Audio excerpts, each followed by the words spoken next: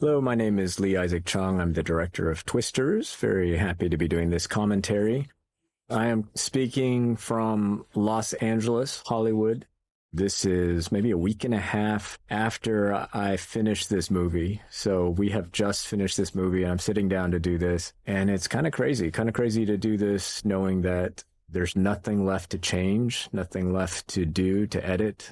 And now I can just maybe talk about this.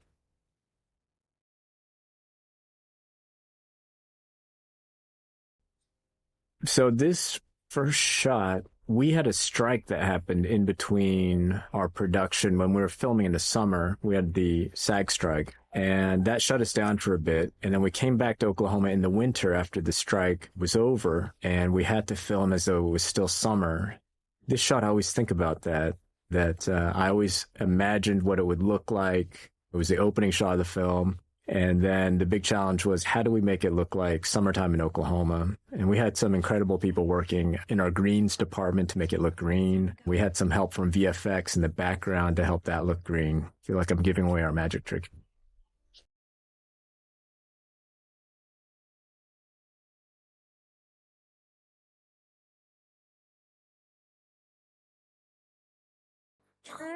And it was so great to be working with this team of actors here. That was Nick Dodani, who you just saw, Kiernan Shipka, Anthony Ramos, and then at the beginning was Daryl McCormick in the SUV. All of these guys, I just knew I needed to find actors who we would instantly fall in love with and who would instantly feel like they're friends and individuals at the same time because they play such an integral part in Kate's story, played by Daisy Edgar Jones. Daisy is such a great actress. She was the first person who was cast in this film. Everyone after her was basically people who I just wanted to make sure fit with her around who she is and how she would create this character of Kate. That process was really fun. And the great thing about working with someone like Daisy is that she's so generous to other actors in creating community and just being open and kind and collaborative that you just feel a sense of camaraderie happening very instantly with her. And the same thing happens with Anthony, Tony, who I'll often call him while we're talking through this film, and Glenn Powell as well. Those three were just such generous actors that we had a great culture on set.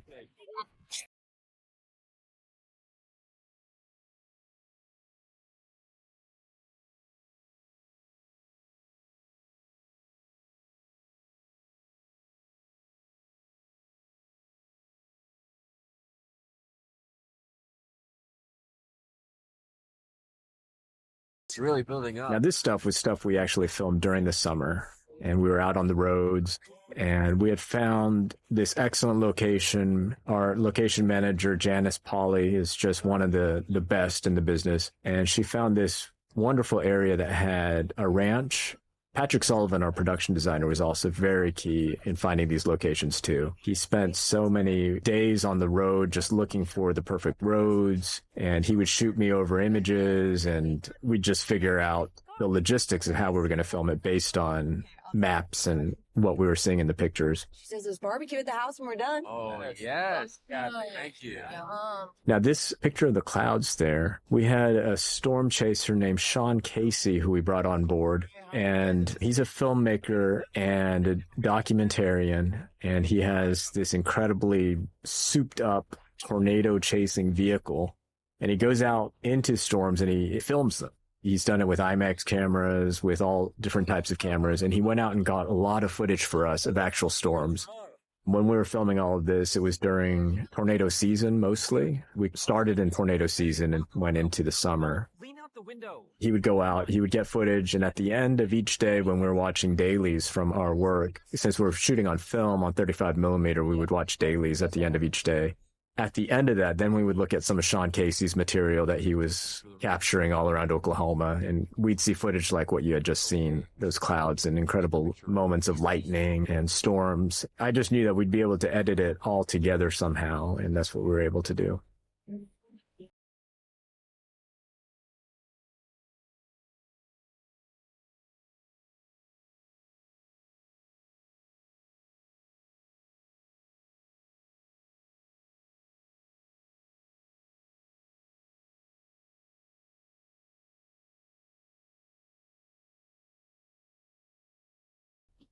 When I came on board onto this project, I wanted to make sure to have nods to our first film. And this was one of the things I felt we should do is bring back Dorothy. And the first Twister has Dorothy 1 through 4. This one is our Dorothy number 5. How did they get Dorothy? I don't know. I think there's a story in there. It might be a sequel to this in there. I don't have one in mind, but I've often wondered, how did Joe Harding and Bill Paxton's characters, well, how did they get Dorothy over to this crew? These are obviously students from Muskogee State, and maybe there's a story there.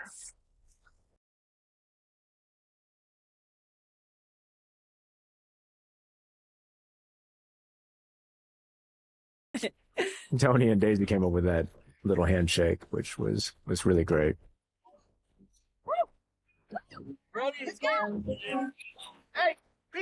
This was a very windy day when we filmed this. I remember winds got up to like 60 miles an hour, and it brought down this big flag that was rigged up, and it shut us down for a bit.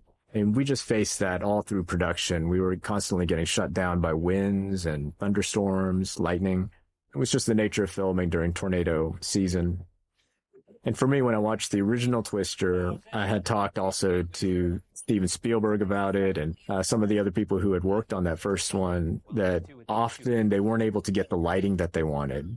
It's really hard to make a film that's supposed to be set during a stormy time because there's always the risk of getting shut down. And normally you're looking for places that are going to be pretty clear.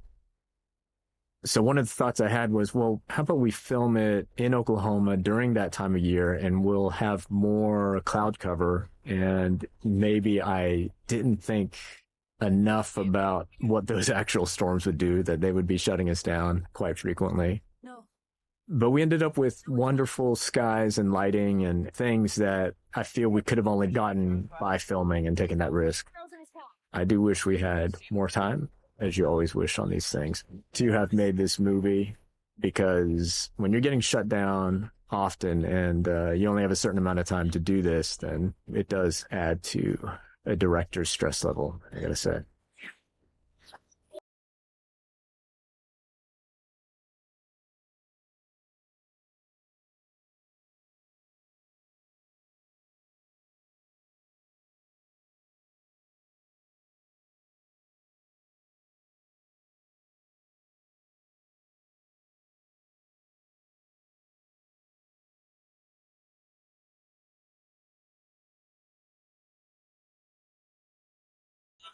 Now, this sequence here, I wanted to make sure every moment we couldn't waste in terms of giving all of the characters some kind of character and some kind of history to their relationships, some emotional quality to all of these guys individually. So all of these choices were very intentional to try to tell that story as quick as possible, because I'm sure everybody who's listening to this has seen the movie, that they're not going to worry about spoilers, because we lose this team so quickly in this movie. That was my big concern. How do we individualize them very rapidly? Tony was such a great sport doing that scene.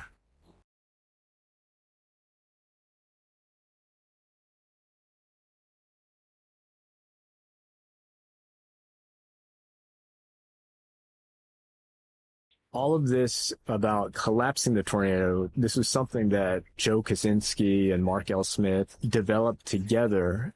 Mark L. Smith wrote the screenplay for this, and Joe, who's a great director, had come up with the idea for the story. And they were kind of imagining, what would Twister look like if it were a movie about tornadoes that is a bit of an homage and nod to Jaws, in which you're actually trying to defeat a tornado. And I thought that was such a great premise. And so there are little nods to Jaws that are happening throughout the film. For me, using those yellow barrels, that was very intentional. And once Joe had that idea, Mark had to figure out, how does the science of that actually work to collapse a tornado? And then after Mark took a stab at it, I came in and also worked with the chemist and with some of our tornado scientists to talk about, theoretically, is there a way to collapse one of these things? And the science of it is such that, of course, you could always theoretically imagine a way to do that. And the original Twister took license in the use of those Dorothy sensors, launching those sensors to study a tornado. it's a bit of a science fiction idea to use sensors that small with tracking devices to place inside a tornado. And that was science fiction. So we kind of took that liberty with this film to imagine what's the science fiction version of how to collapse a tornado. So all the chemistry involved, all of that is theoretically based on real science. I would say it's not prescriptive. I am not advocating anyone to go out and try to collapse a tornado. I don't think any of us are. But it's an interesting theoretical exercise to do. And I thought the film itself is set up a bit like a Western where Kate has to learn to defeat a villain. And this is kind of the scene where you see the first command reveal itself to her.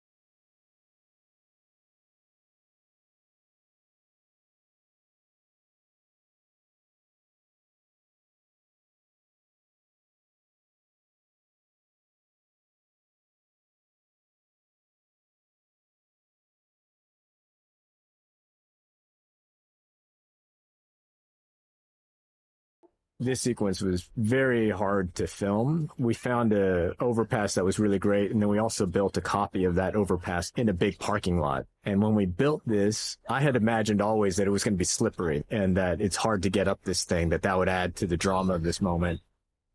What happened was that when they built this thing, it ended up actually being too slippery. So it was really hard for these actors to go up this slope, and we had to rig them onto it with ropes and pull them up as they're climbing up. And then in VFX, we kind of scrubbed all those ropes away, all that rigging away. So them struggling to get up, that's 100% real. I've got you! I've got you, Kate! Him being pulled out, we pulled him out about maybe 40 feet. I think Daryl had a great time doing that.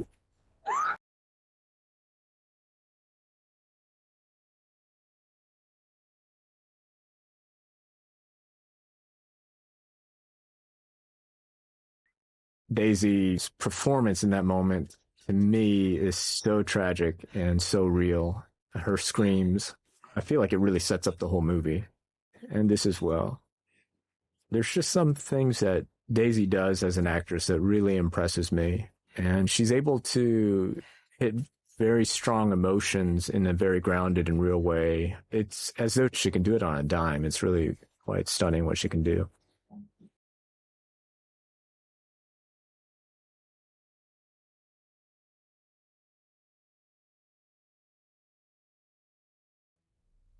That was the actual intersection where we had filmed. And of course, VFX was helping us with creating that level of destruction.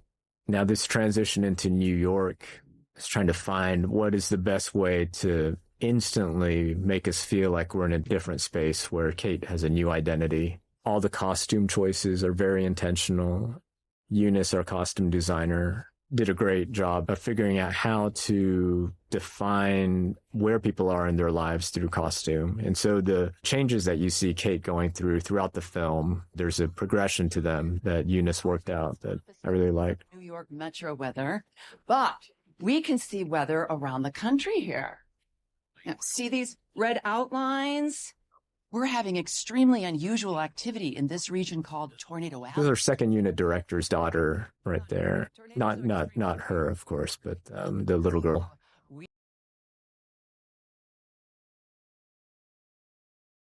That's my kid, Livia. I asked her what she wants to be credited as, and she said the Whoa Kid. So that's what she'll see in the credits. Wind speed's currently at 28 knots, moving northeast at 15. Just calling an advisory. Hey, Deborah. Model projects is heading into Maryland. I'll make a call. This was in an office space in Oklahoma City. Oklahoma City was really a wonderful place to film. I filmed Minari there, my previous film not in Oklahoma City, sorry, I filmed that one in Tulsa. But I love filming in Oklahoma. I just love the people there. I grew up like 5 minutes from the border, so I was always going into Oklahoma. And to just come back home in a way to be making movies. And yeah, oftentimes when you grow up in a place like a small town in Arkansas where I grew up, you just imagine that you have to leave if you want to pursue your dreams. What's been great is being able to come back and make a couple of films close to home. This also Oklahoma City, that we shut down a street and we put up scaffolding because I lived in New York for a bit, and what you see in New York all the time is scaffolding. Feeling kind of lost. This was Tony's first day of filming. So I remember that was really great to jump in and start working with him. I figured, life and all.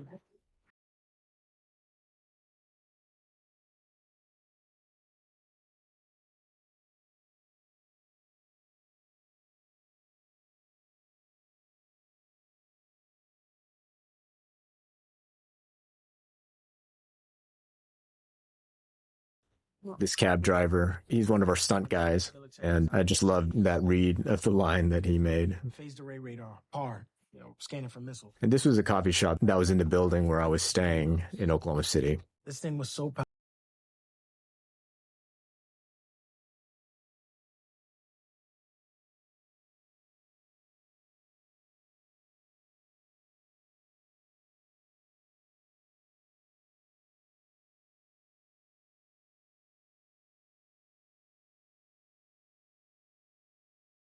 So one of the big challenges of a movie like this is to explain the science, what the characters are doing on the scientific level, and to do it in a way where it feels organic and understandable.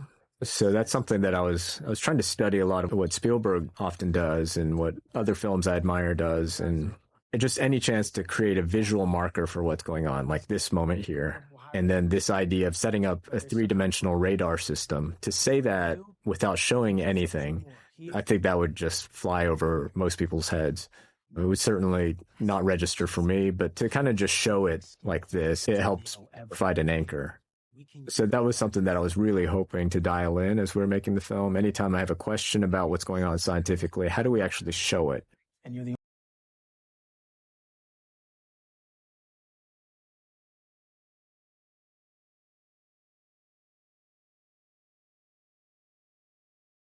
What have you been? This was the first scene that Tony and Daisy did together. They were such a funny pair to watch, working together, both while they're on and in between takes. I just felt like they really come from different walks of life, but they both have such a great sense of humor that they're always cracking each other up.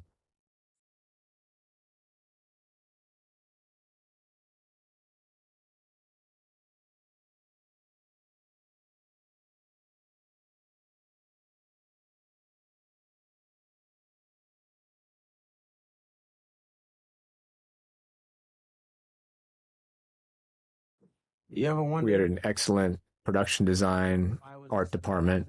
Patrick Sullivan did great work with this space. And Missy Parker, our set deck, who not just made sets like this feel like New York, both here and outside. She was integral in getting all of our looks for places that were destroyed by tornadoes. And I just felt like this movie was really a big endeavor for our set deck.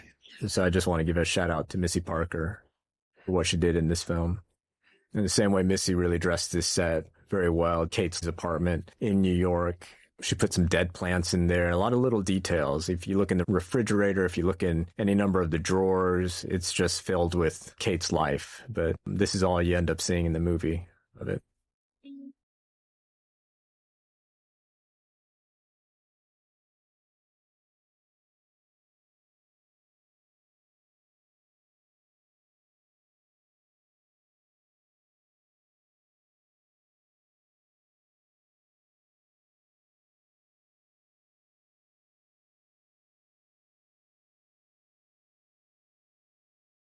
Call me back. This was very tricky for me to figure out, how do we bring Kate back to Oklahoma? And there are a number of things, the dream she has of Jeb in bed, this voicemail message, and also the fact that Tony's character, Javi, comes back or shows up in her life again. It's a lot of things happening all at once. And then his invitation to her is just come for a week. And so she comes home.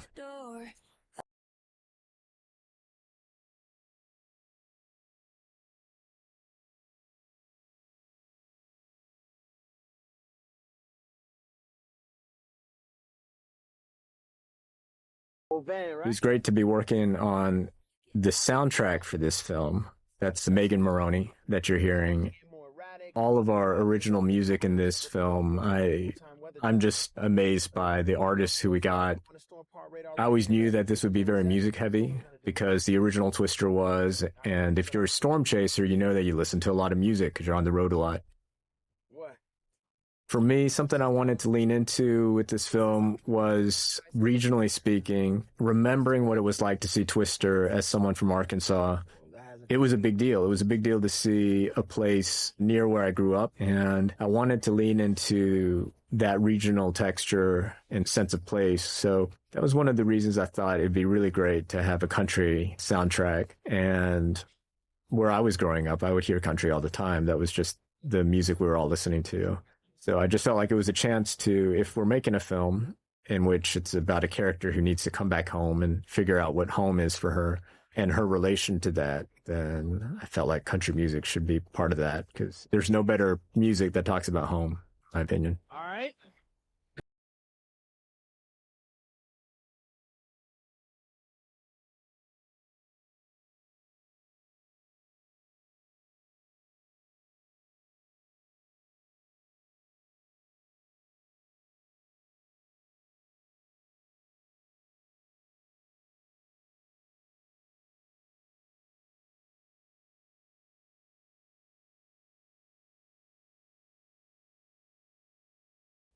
Well, Kate's on David Corn Sweat. while we have her. That look always cracks me up. He was always coming up with stuff like that just made this part so much better. He had not been cast as Superman yet when we were making this, and we knew that he was kind of in that process, that he was on the short list. We knew he was going to the auditions, and when he finally got the part, you should have seen the celebration that these actors and a lot of us did. We were just so happy for him and thrilled for him. He's a great actor. It's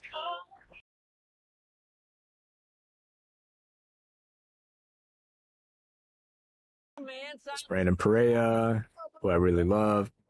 Brandon I had seen in Nope. That was the first time I had seen him as an actor. And then I was just watching a lot of his other stuff and just felt really early on that I'd love to work with him.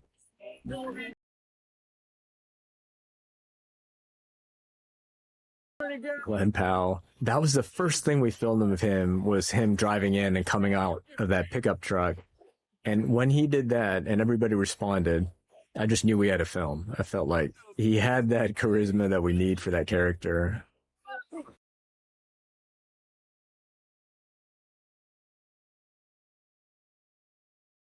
Harry Hatton Payton, also someone who I deeply admire as an actor and person. As an actor, I just felt like he's done so many great roles, always period films or productions, and to be able to bring him into a film set in today that is maybe different from how you normally see him, I was just really happy we could do that. Tunde, who you just saw, and then Sasha right there. Also, I was big fans of them. I worked with Tunde on a show called Skeleton Crew, and I loved working with him, and I just wanted to keep working with him. So that's how I ended up feeling he would be great in this film. And also, I was just such a huge TV on the Radio fan that I just geek out with that guy. And Sasha, I've been a huge fan as well. And also, last but not least, Katie O'Brien, who you saw coming out selling the T-shirts. I worked with her on an episode of The Mandalorian, and we got along so well. She played a villain in that show. Outside of working on that show, she was just never a villain to me. She was one of the kindest and most generous people who I know, and someone who's just incredibly fun. So I just felt like she'd be perfect in this film. All right.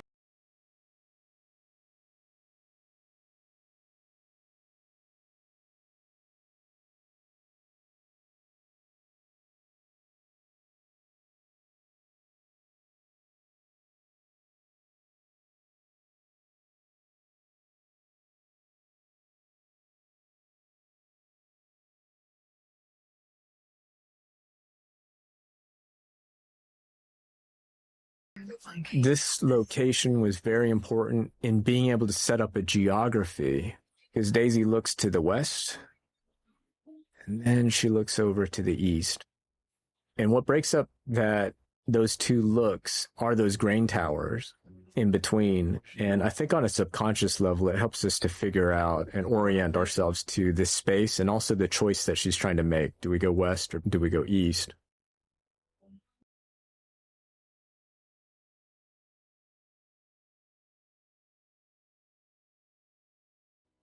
Now, something you'll notice, you don't see those grain towers here because I filmed this one elsewhere in a different light, but I think most people don't actually notice that difference.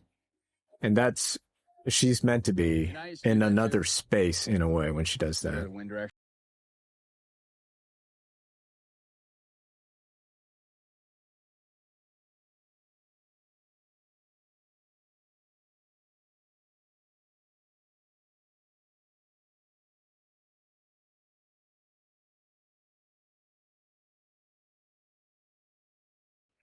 This was a tricky day to film because we had so many things happening in this scene. You have all those chasers. You have these two.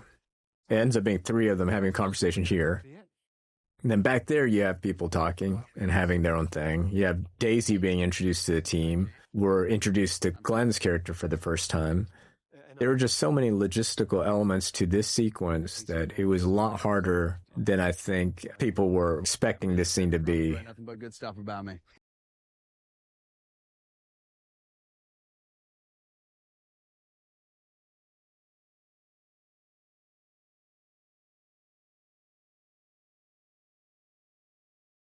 And we also did some aerial shots in a helicopter for this scene, for the entrance and for the exit. So we really made use of this location. The way we found it was that we were looking at another location in western Oklahoma.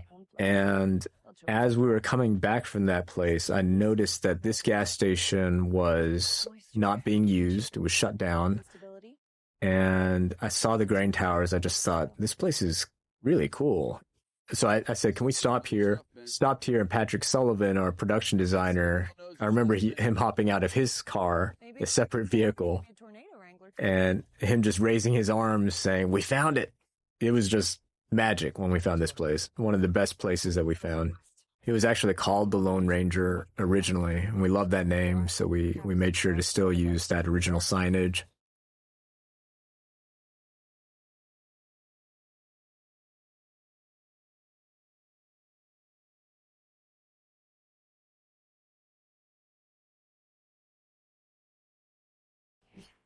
A lot of these people you see in the background, they're actual storm chasers. And then you also see that truck in the background. That's a NOAA vehicle, National Oceanic Atmospheric Administration. There's a scientist who works with them named Sean Wall, who was a technical consultant on our film and also helped dress all of these vehicles. So he goes out into actual tornadoes and he studies hail. That's his specialty, but he also studies tornadoes. And he decked out our vehicles with actual weather gear. So all this stuff you're seeing is stuff he kind of built in his driveway for us. He's also an incredible scientist. He's such a wizard with what he's studying. And it was great to include him. You see him climbing up on a truck at the beginning of the scene there. But we had real storm chasers come in and serve as our background in some of these scenes. Scarecrow, Tin Man, get into position. Wizard, stick with me. What's the plan? So we want a 3D scan of the entire area around the vortex, which means we're going to surround it with 3 radars, each one pointed at the tornado.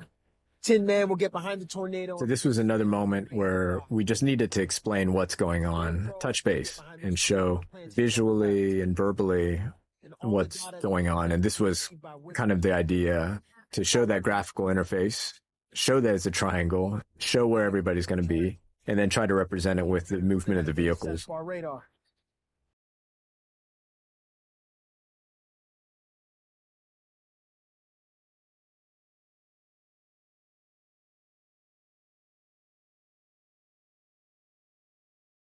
The idea for the windmills came about, I think I was watching some storm chasing videos where I saw a tornado go through a windmill farm, and I knew that our first chase when Kate gets back, It's our second time we're seeing a tornado. Everybody inside, we call it T2, tornado number 2. In this sequence, we need to have some destruction that's happening that puts our characters at peril. And I just felt like a windmill farm would be a great place to have a fun action sequence. It's like the Wild West out here. Now, what I heard is when our trailers came out recently, we had the windmill collapsing and a blade falling off of the windmill, all these things. Apparently, there were people who just felt like that was the most unrealistic thing, that would never happen. And then this tornado season, it's been one of the most active tornado seasons ever. There was actual footage of a tornado ripping apart a windmill farm. And one of our science advisors, Kevin Kelleher, sent me the video, and he was just very much excited that he wasn't joyful that this windmill farm got destroyed, but he was just glad that we had proven that this was realistic, that this could actually happen.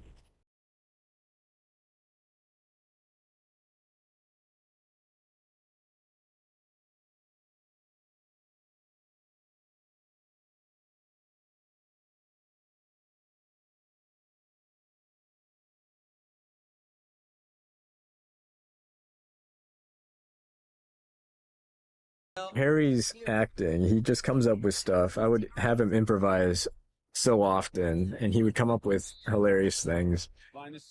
He has some of the best moments, I feel. And I've always loved that combination in old westerns where you see a British English gentleman with a few Texans.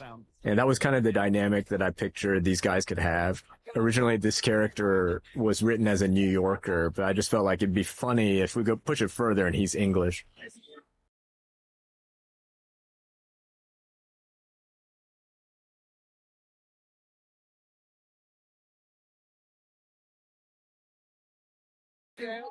This was all fun stuff. I'll tell you, this truck, we put it through so much. That shot right there, we killed that truck because of that. So nobody driving a Dodge should try that. That's not good for your truck. So that was Ben Snow, our VFX supervisor, saying, "You little beauty." And that was Doug Sok, our associate producer, speaking in Korean, saying, it's coming, awesome, and crazy, if you're wondering what he said. I chose not to subtitle that.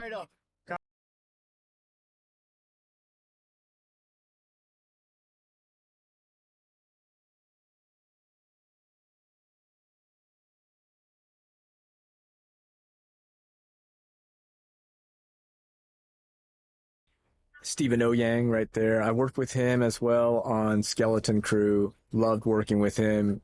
Brought him on board.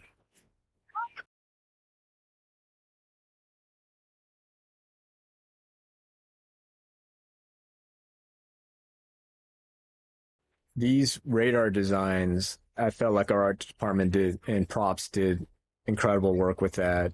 Greg Gonzalez was a prop master. We had Chuck as well. Those two in tandem were doing such incredible work, getting great props for us. Where, Kate?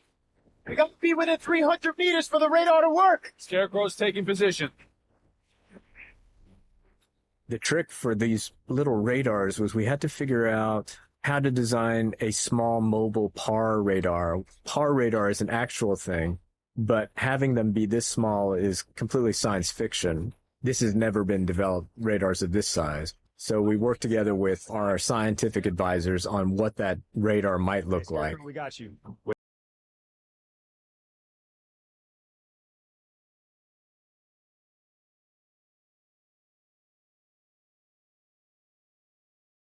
Just up there. And narratively, it needed to work to be quick enough to deploy off of a vehicle.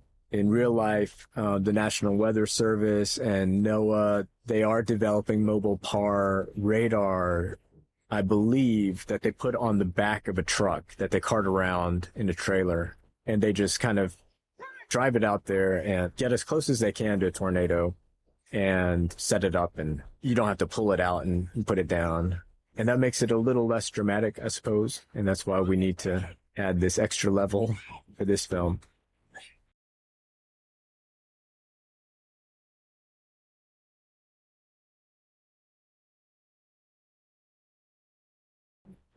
I was just talking to the advisors recently that some of their radars, now that they're getting closer to the tornadoes, they're starting to have better measurements of wind speed. So just recently, there was a tornado they captured the highest wind speeds they've ever recorded of a tornado at over 300 miles per hour.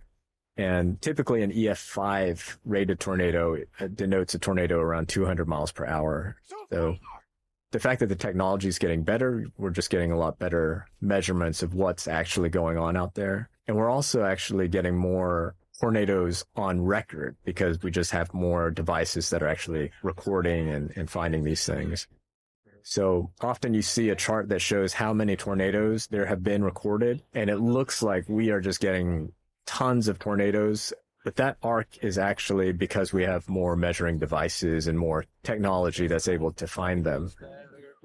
The truth is we don't know if there are more tornadoes. There might even be fewer tornadoes happening now. The cause is still climate change for that. With climate change, it's naturally going to cause different effects on weather phenomenon. And one of the effects might be that we actually have fewer tornadoes, but that doesn't mean we're in the clear. We're actually finding that right now, as of when we're recording this, I think studies are showing that maybe we're getting more outbreak events where you have many more tornadoes happening in clusters, that they are happening further away from Tornado Alley, that traditional Tornado Alley that's Oklahoma, Kansas, the Dakotas, Iowa, in that area. Now or Nebraska, you're starting to see tornadoes more in the southeast of the U.S. And that's caused some issues because in those places, you don't have as clear of a horizon. Like you look here, this is typical Oklahoma plain.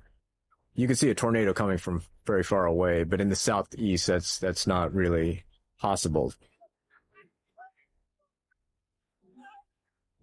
And then you also have a lot more towns and houses that are not really built for a tornado season.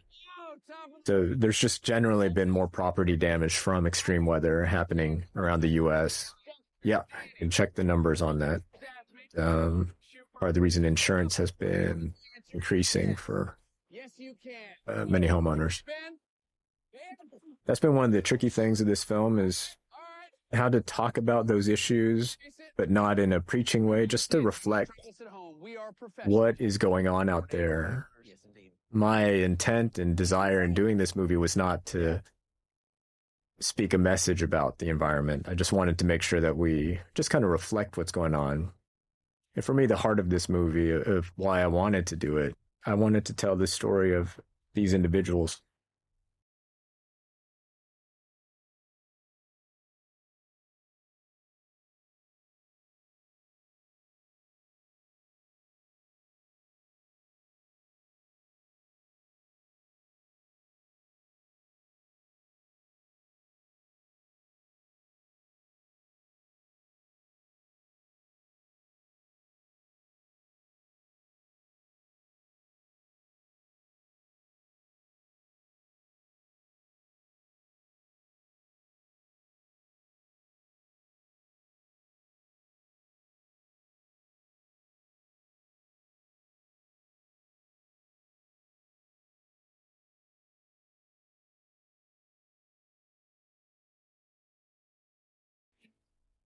Yeah, for me, when I read this script, I loved what Kate's journey was. And I felt like I could relate a lot to this idea of fear. Someone who's working through the emotion of fear. Like you hear it in this song, The Wall of Death. I felt like I could see a lot of people working out that idea of what to do with fear and anxiety, and thought it'd be a great story to tackle. That band, that was James McAllister on the left, who's playing guitar in the red cap. He's a good friend of mine. He's a great drummer. And Max from Wildorado was in the middle, and Ken Pomeroy, who's a solo musician, was on the right. And James kind of brought all of them together to perform that piece.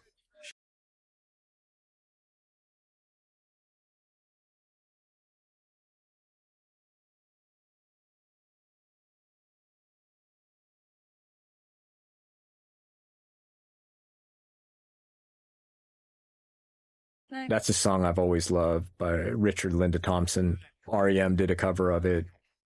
Rachel Levy at Universal in our music department, she sent me that song as a possible song that people might play. And I had a real aha moment when she sent that. I just thought, oh yeah, that's the perfect song for this moment.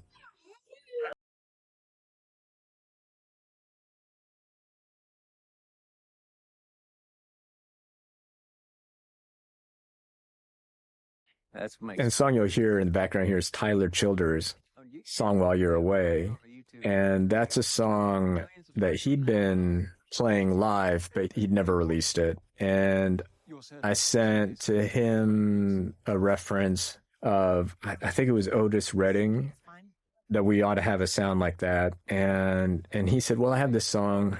And he sent this over to Mike and Rachel at Universal and Kevin Weaver at Atlantic and asked if this would fit. And I was over the moon that he would be open to letting us use that song that he'd been sitting on, because I think it's just it's one of the best songs. no. Like me, I just flow with the wind. You know what I'm saying? Yeah, I never went to like school or nothing. Tyler, he studied meteorology though. Him? Yeah. He's a cowboy scientist. He's got this natural instinct. Okay, Ben. He taught me everything I know. Ben? So, Our crew is not like your crew, Kate. We don't need PhDs and fancy gadgets to do what we do. I guarantee you, these guys have seen more tornadoes. We filmed this scene at all night long. So I think we filmed this at 4 a.m.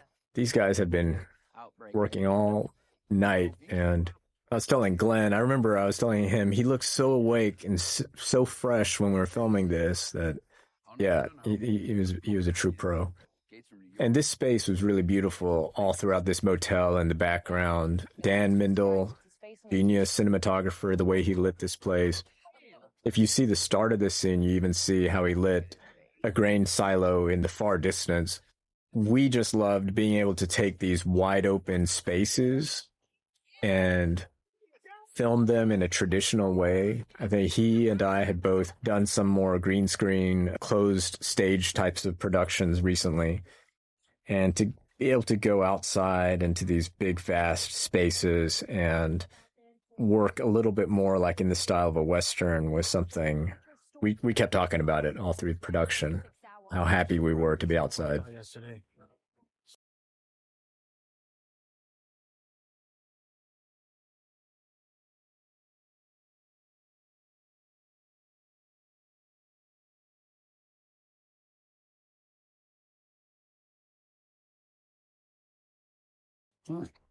That Oklahoma painting, I mentioned to Missy that might be the best painting I've ever seen.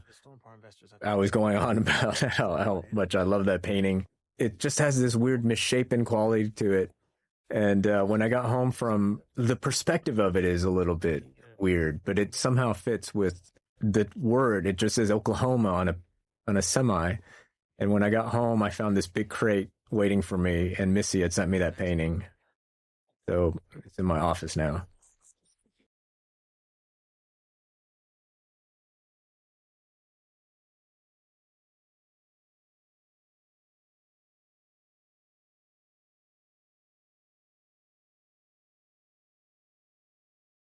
That moment was key, having Glenn walk up like that. It's meant to be setting up a Western in a way. These two are going at it against each other. And this shot, I was definitely borrowing a bit from that kind of cinema where we do this long tracking movement rotating around them into a two-shot of them kind of facing off against each other. But the quality of it is meant to be not just that, but a bit of a rom-com between these two. And they just do it perfectly, guys.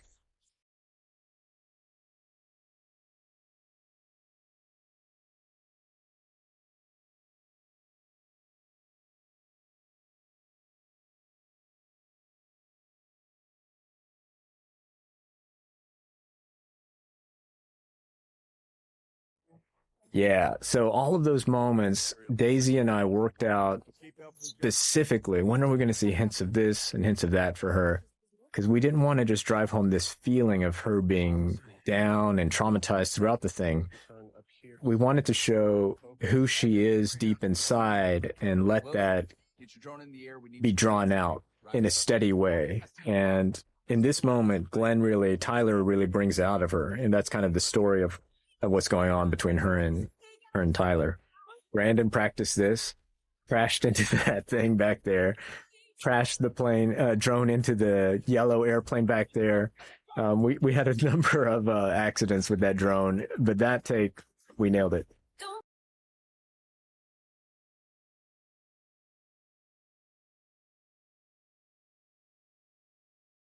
Jeff Haley, our camera op, came up with that moment, that shot, the way we wrap around and then we push into Tony as he's shutting the door. He's just such a talented camera operator. It was great to work with him. He and Dan Mindel had never worked together before, and Dan had brought him on based on recommendations.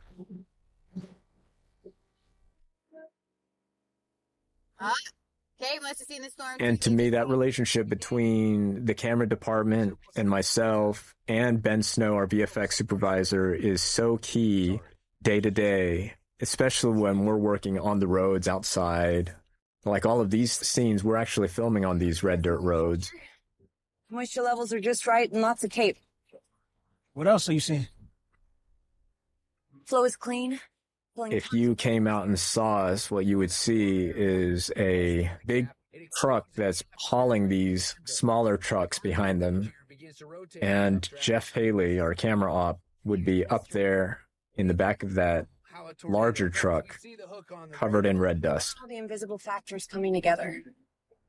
Every little detail that Has to be perfect. And it's a mix of what we know and everything we can't understand. That was one of the things with these red dirt roads. It was hard to do these stunts because the trucks, they do a great job, but it's really tough to do a lot of stunts on these slippery roads. And also, there's just be so much dust that's flying in the air. Here we go. We must have gone down this red dirt road for days. We just kept on filming this sequence. And I remember at one point, our assistant director, Dave Vengus, said, "This is the longest red dirt road in America." So that's something I think about anytime I watch the sequence. I think this is a really long red dirt road. We got swing. We got swing. Oh my goodness. Is that normal? They're rotating. Look, there's a name for that. There's a name for that. Just watch There's a name for that. Just enjoy it, man. That's what you want, Fett.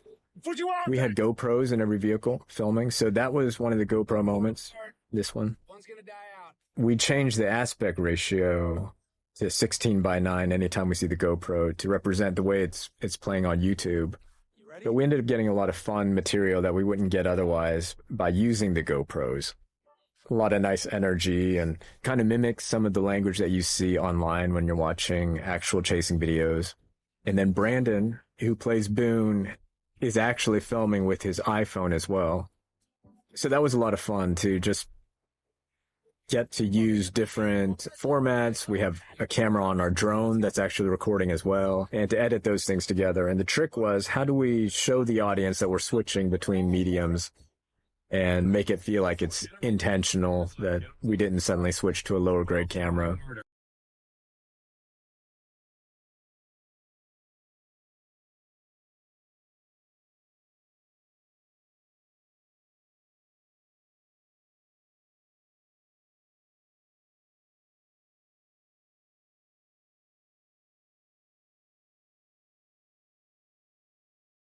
So you see Kate again, smiling again, and you're starting to see her really come out of the funk she's been in. And all of that was definitely something we planned out and thought out. All right, which one's gonna stay? Which one's it gonna be, Kate? Okay, I'm on it. All right, Tyler, we gotta make a choice. Which one are we going, left or right? All right, y'all. We got Tyler Owens here making a high pressure choice. Boone, you stop filming for a second. I need to think. Yeah, no, of course. Hey, Tyler doesn't want you to see this, all right? He's thinking. So that's Brandon actually filming. And I felt sorry for Sasha. Of all the actors, she had to go down these roads with those goggles on over and over again. Hats off to Sasha. Inflow of warm, moist air. Tornado won't have to work as hard, Benny. Phew.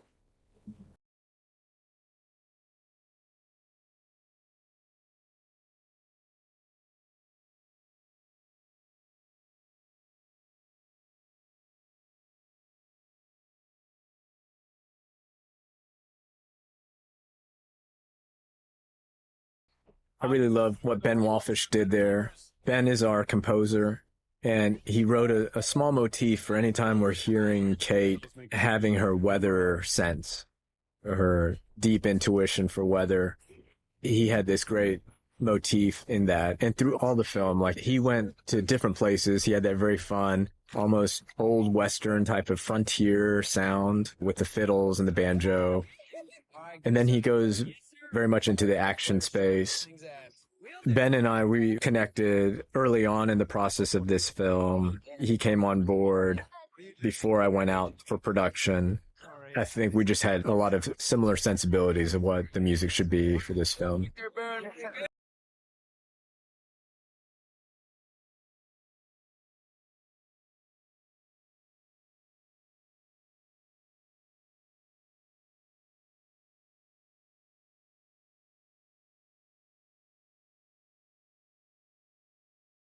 Timing of that worked out really well. Those straps coming down. Lisa Richardson, our music editor, kind of came up with little moments of cutting the music in a way so that we could have little moments like that. So that was already in our edit, timed in our edit. And then Lisa Richardson figured out a way to let that land at the right spot in the music. And that's what a great music editor does. And this song by Jelly Roll, that came into us quite late. I didn't know what we were going to have in here for the longest time.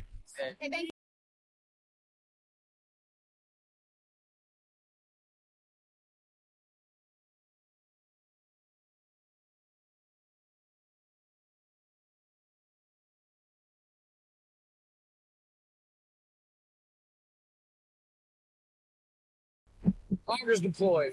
This auger idea, this comes from real life. A lot of storm chasers have, or there are storm chasers, I wouldn't say a lot of them, have spikes that go down into the ground. Patrick came up with an idea that we should have augers in this case.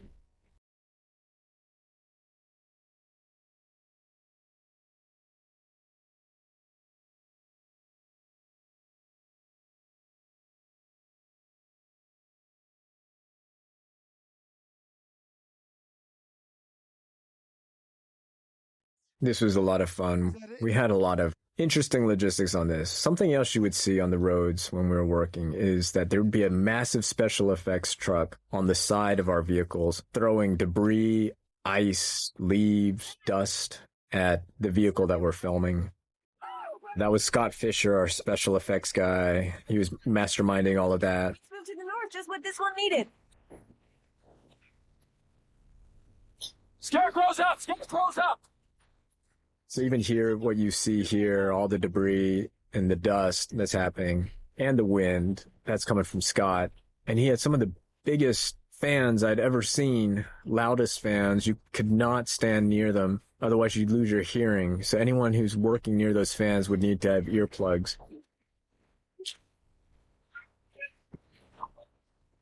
We're all set! Something else I found was I needed to have a handkerchief that I could cover my nose because of all this dust, and goggles.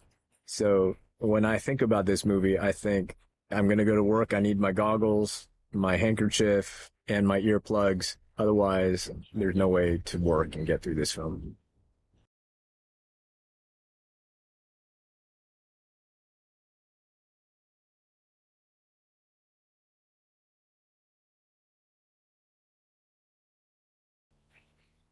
That's Alex. He's a stunt guy. It was great to work with him and have him perform and do lines. He did such a great job.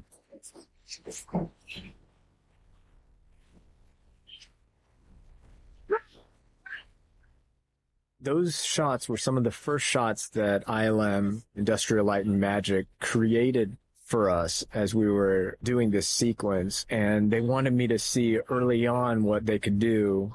And once I saw that tornado and all the trees and foliage and power lines collapsing, I was amazed. And I knew that the audience was in for a treat. And it really helped with figuring out how we're going to frame shots and how we're going to tell this story, knowing what they're able to do. Because what they're able to do now in comparison to the first Twister is just exponentially more complex. All of the VFX from that first Twister, the amount of data that's in that first Twister would not even be enough data to create one tornado in this movie, according to our ILM guys. Florian, who is our ILM supervisor. He was an incredible artist in this process and technician, but I just want to emphasize that what they do is they create art. There's such an incredible effort in what they're doing of not just making a tornado look real, they're also making it very expressive.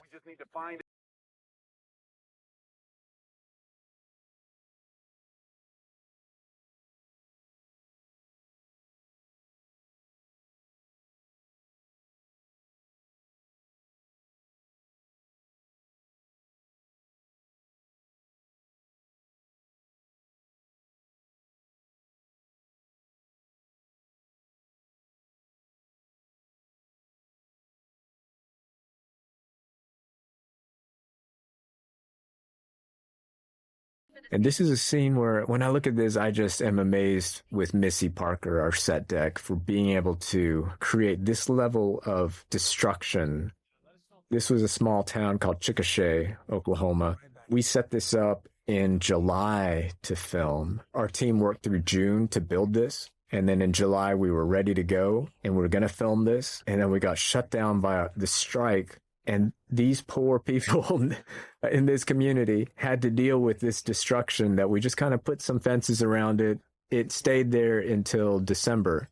So they had to kind of live with a tornado-destroyed neighborhood around them for a while. And I would like to thank the people of Chickasha. But it was amazing we could do this. And the only VFX that we really needed to do with this is that in the background there were some trees that had red foliage because we came back in December to film this, and we just changed it to green so that we still feel like it's summer.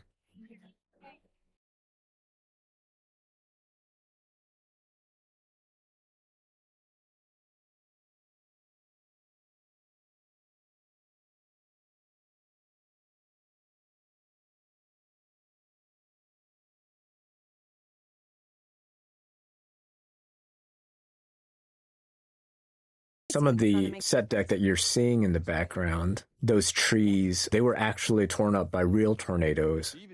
And we took that stuff from going to a landfill and we brought it over and we dressed the set with. You could walk in any number of these buildings. These were empty lots, and we actually built those houses. How do you build a house that looks like it's been torn down? The detail of the insulation and the beams, all those things need to be there. So the way that Patrick Sullivan kind of masterminded that stuff was really incredible. In the background of this scene, we have some true first responders. We have some Red Cross people who partnered with us, and also search and rescue dogs are somewhere in the background as well. So it was great to work with different people who came on board, and it was a chance to highlight the work that they actually do, like that disaster relief car back there. That one is an active vehicle that actually goes out.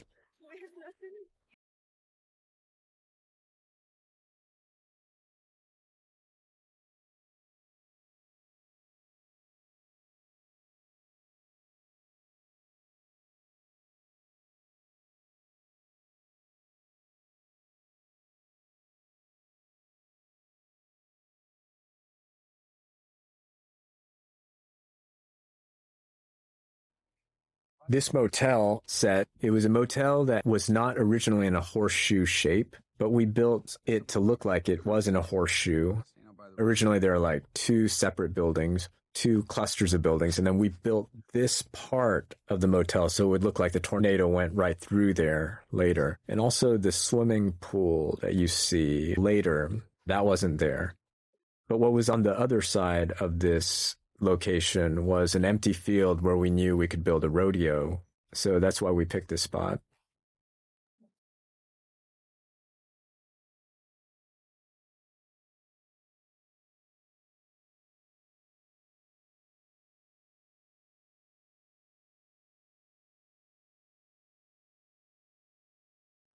Yeah, well, I remember when we were filming this, we were wondering if the strike was going to happen or not.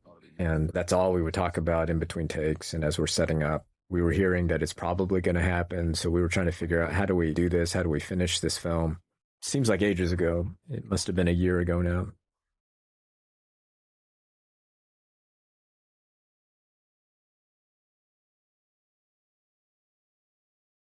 So that's a rodeo we built. And that's Sophie Duke. I don't know how she pronounced her last name, D-U-C-H.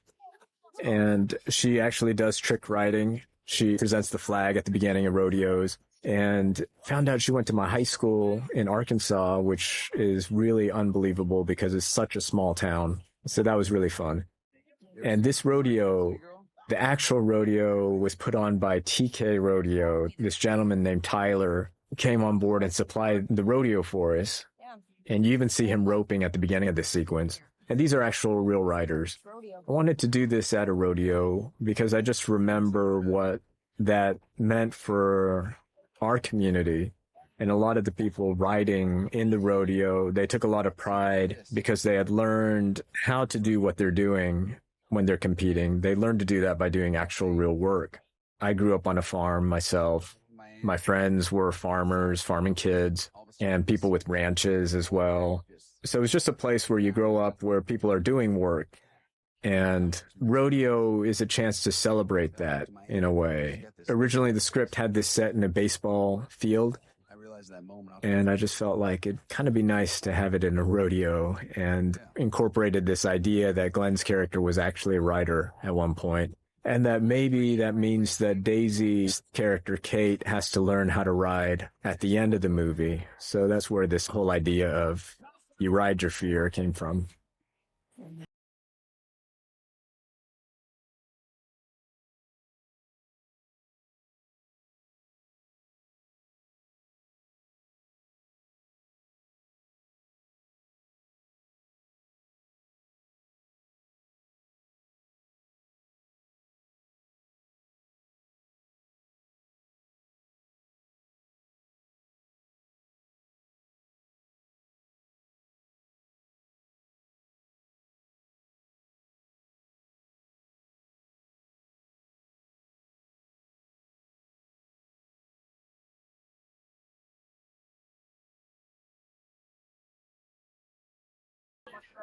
Behind Glenn, in the red, in the blue, that's Glenn's mom and dad.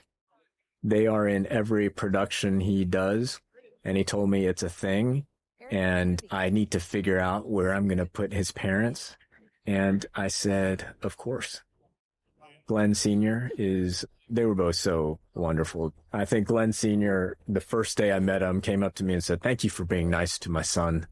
And I said, well, he makes it easy. But yeah, they were sweet. They were sweet.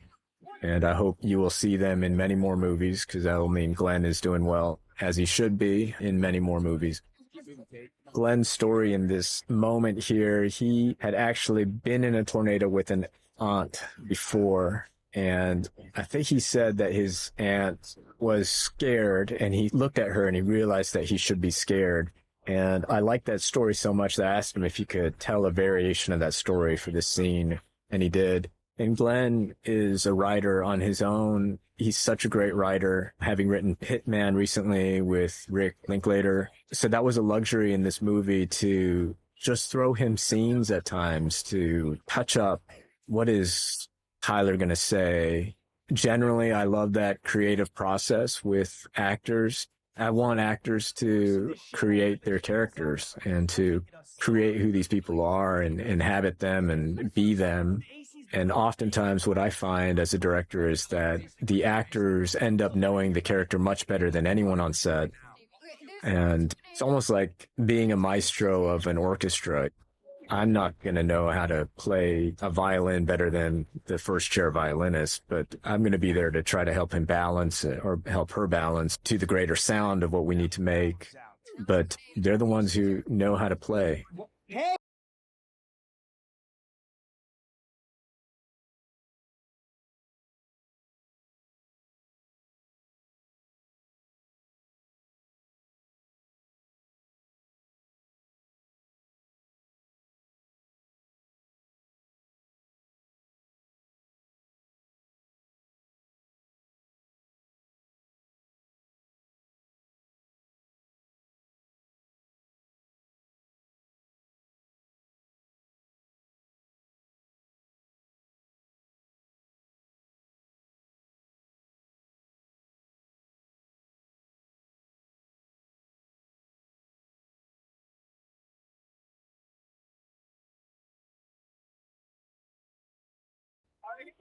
I love that tornado. That tornado, I remember feeling like we need a night tornado, and to portray it in a way that anytime growing up, we had heard there was a night tornado and there was a picture of it, it would always look like that, where you can barely make it out and it's silhouetted. And that was generally the look that I was hoping we could get. And ILM really delivered with that. And this sequence, I had seen a video of a guy in Arkansas who was in a tornado where he didn't stop recording. He was outside filming the tornado coming, and then he went inside of a shed, and for a while it's kind of dark in the shed, and then he comes out and the whole world is eaten up by this tornado. And it all happens in this one take. And I just felt like that would be a great thing to do in this film, to try to keep it as much to one take as possible. So hopefully it has a visceral feeling when I do this. And this is not meant to be some kind of directing show off moment or anything. It's really psychologically, I wanted to feel like what it's like to kind of be in this moment in that duration of time, and to dip into something here that is much more psychological and subjective. So I'm hoping there's a lot of elements here that are going on, and that it is seamless, and that you don't think about that stuff, but there's a feeling to it.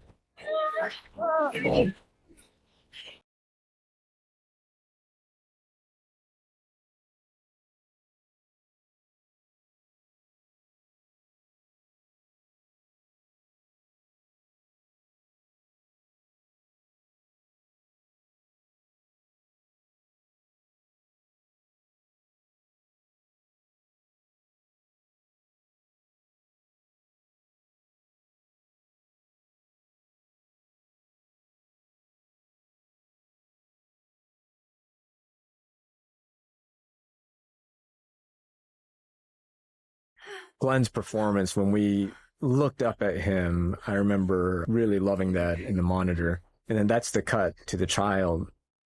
Is it over? Daisy is the child, and it's a bit of a segue since she's about to go find her mom.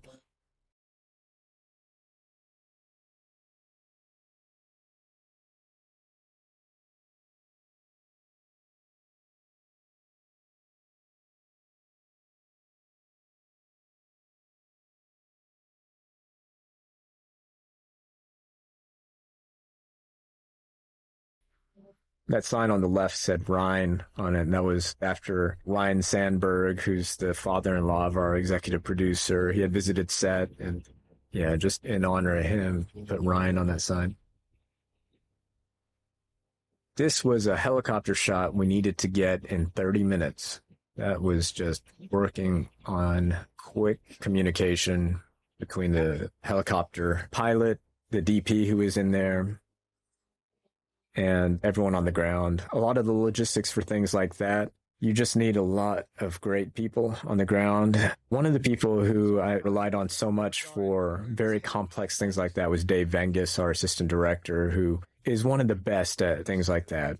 Being able to time when those vehicles come in, when the background are working and moving. It really frees me to just look at the frame and watch it and know if we got it or not.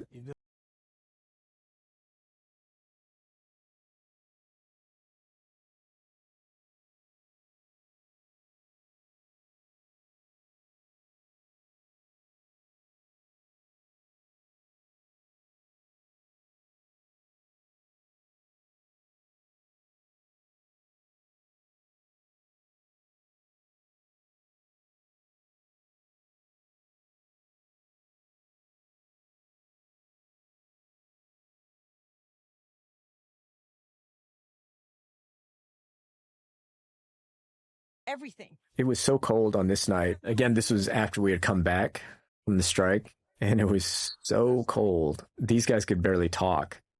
So you see a little bit of that fog from their mouths, but they had heat packs. We had a heater on standby right there. It was below freezing. Look at all of them in short sleeves.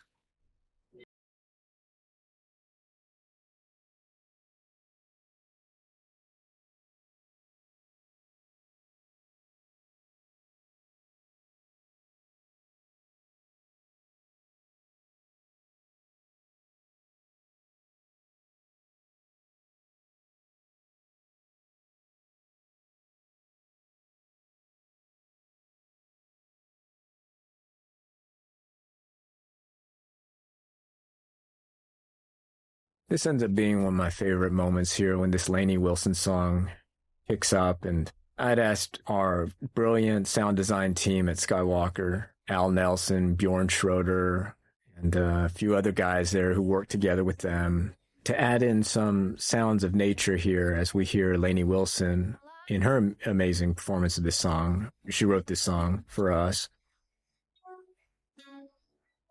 Those sounds of the crickets, it just reminded me so much of coming home when I'd be away from college and I'd get back home to Arkansas. And then I remembered when we were filming this that it was my dad's birthday had passed, so I called him because I had forgotten to call him on his birthday. And somehow watching that, you'll see in the credits that I do dedicate this to my dad. My dad passed away that summer. Something about all of that coming together just really made me so emotional. One of the first times that I saw this put together with the sound and, yeah, just this sense of Kate coming home. Lainey's song, she talks about how difficult things have been and how all she can do is go home. And I love the feeling that the script had in that moment, and then to film it, to come to the other side and to feel it and to know what that feeling is was really important for me.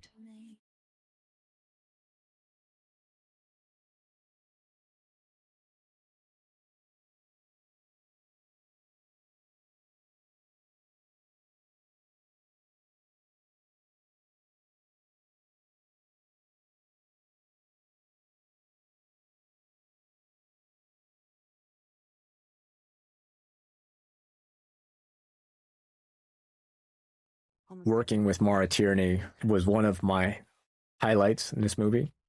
I'll be honest that when I first talked to Maura about this role, she told me, I don't want to do this. And she told me, she said, I think I like you. It seems like it'd be fun to work with you, but I kind of don't want to do this. So I just really tried to convince her. And I was so glad she ultimately said yes. And I think that energy that she has of being able to tell me, I'll be honest, I don't want to do this, is exactly why she was perfect for this as well. I just thought when she told me that, I thought she's even better for this than I was expecting. And working with her was so great, just to see a legend at work and just to see her approach to the work and what she brings. And in the short amount of time that she is with us, you really feel her presence of who she is in Kate's life and also who she is as a person. To me, she's a very important part of this film because she represents what home means, what that part of Oklahoma means, who the people are. She's kind of the representative of that in this film. She's a farmer, and I love to portray that type of character with a reality that is true to what I've experienced and seen, and which I don't think is often seen in cinema. I was glad I was able to do that in this film. And that might have been one of the reasons why when I read the script, I just felt like I have to do this movie. I want to show these scenes when Kate comes home in the way that I know how.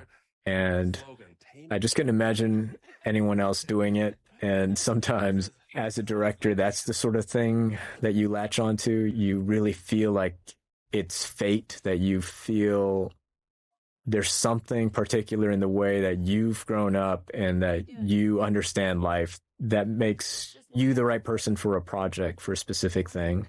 And all this stuff that happens at home in this movie just made me feel like, I really hope I can do this film. And I just felt a lot of passion for getting it right.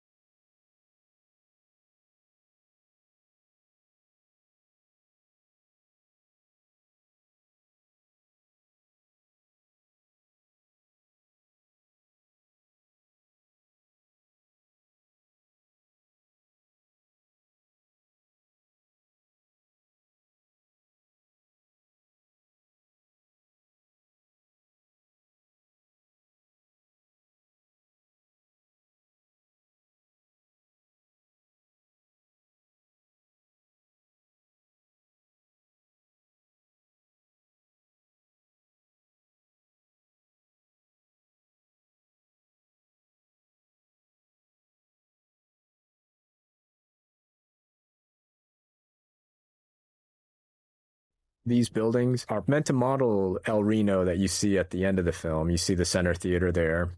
And we also put in a prop of the Minari trailer from my previous film, that little mobile home that's on this table as well.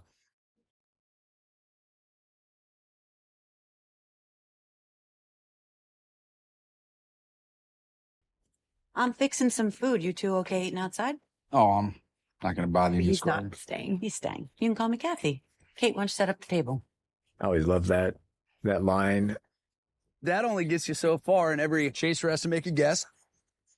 And the good ones have an instinct for it. Oh, she had that early on. We made sure to film this scene. Even better than the cows. We protected our schedule to make sure to hit this scene right at this time of day. And we split the scene up into 2 days to get this lighting consistently. We always knew it on our schedule. We kind of had it circled that this dinner table moment, it has to have that perfect light. And we were having issues with possible cloud cover because some guy had made a decision to make this movie in Tornado Alley during tornado season. So we weren't sure if the lighting would work, but it cleared out at the right time for us. So this was one of those days that everything just really worked out. It's a beautiful house. This house, I met the owners. It's an acting farm. I think they've been around on this place for generations. Come to do this work.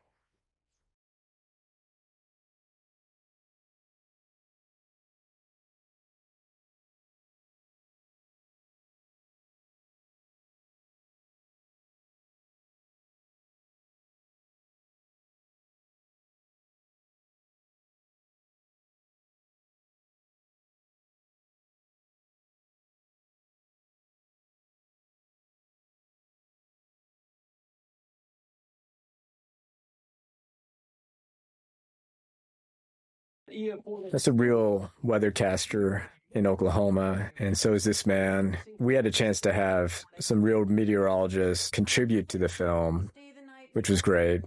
A big shout out to Emily Sutton as well, who is one of the biggest Twister fans in the world, I believe. I think she had a Twister-themed wedding, and I saw a video in which she had a picture of her Twister-themed wedding, and I just felt we have to have her in the movie. And that's one of the great things about the original Twister, was that it inspired a lot of people to get into meteorology. A lot of people I'd meet in Oklahoma who were studying weather or in the storm research community, they had gotten their start from that first Twister. That was their origin story.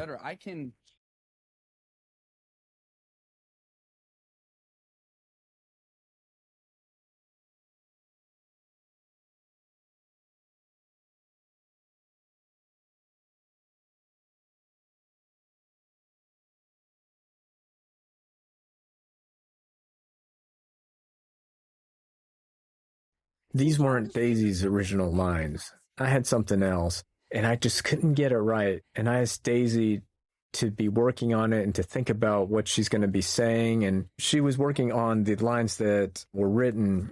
And then she said, I just feel like this is what she is actually saying. And she kind of spit this all out. And for me, when she did that, I felt something very real about that and raw. And I asked her to please write that down and do that. And we kind of worked on some of the nuances of what she was saying. And I remember that being a really fun moment between all three of us, figuring out what is the dance here that these guys are doing. Because it's the first time that Kate is really expressing her emotions in a very clear way. She's been all about burying and keeping those things in. And so generally, I just feel there's a catharsis here in that she's actually expressing it.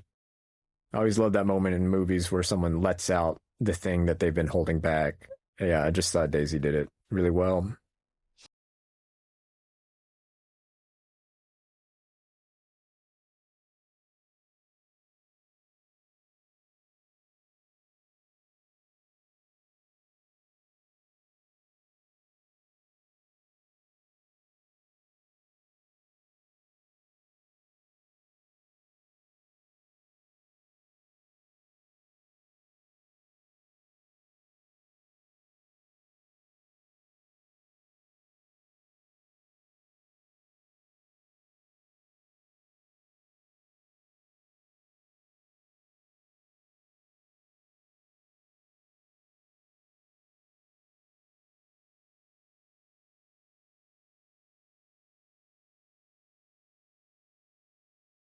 remember those photographs were the first thing that we actually did on this movie. Innocent times indeed. That was before all the battles of making this movie started. So it's funny when I see those photographs, it reflects to me that kind of innocence as well. Actual grad student wrote those notebooks for us, actual PhD student meteorology. And that storm cloud you saw, that was a Sean Casey special where he went out and actually got those clouds for us. And then here we had rain machines going with Glenn in this white t-shirt. What can I say about the white t-shirt? I filmed this and I didn't think I was going to use all of that shot. My editor, Terry Shropshire, who is a genius, showed him walking all the way from the house to the truck in his white t-shirt that's getting wet. And then I said, I think that shot's too long. I shortened it. And we had a number of people in our editing office who informed me that that is not acceptable, that that shot needs to be as long as it can be. I guess people want to see that. But it was fun to work with them on that day. It was honestly a crazy logistical day to do all that stuff while a plane kept on flying overhead because it was filming something you'll see in a subsequent scene. And so we had a plane that's flying around. We had Glenn walking around in a white, wet t-shirt. Yeah, it was very muddy.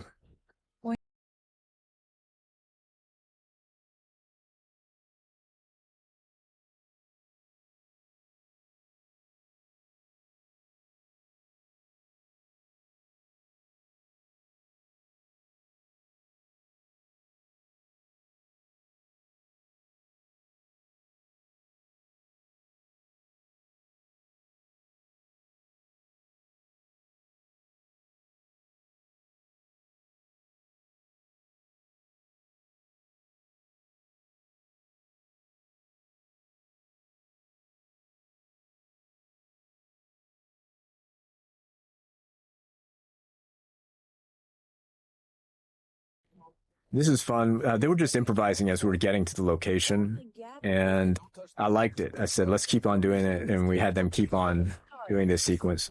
Sorry. It's a rocket. All right, what about these two little ones? Just west of Enid. Yeah, but this one is. So that was all through improvisation, and then this is when we get back into the scripted stuff. But these two have such great chemistry with each other that it was easy to do stuff like that and find moments like that to let them just play. And then this is the airplane that I was talking about that was just flying overhead constantly. And Casey O'Neill, our second unit director, was filming this shot over and over again and just nailed the timing of that in a beautiful way.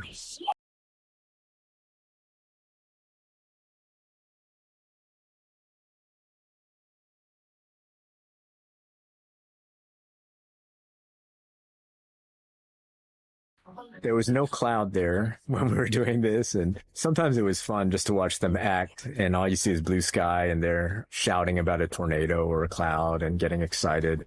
I was often reassuring them that there's no overacting that they could do when they see a tornado, that the only response is to lose it.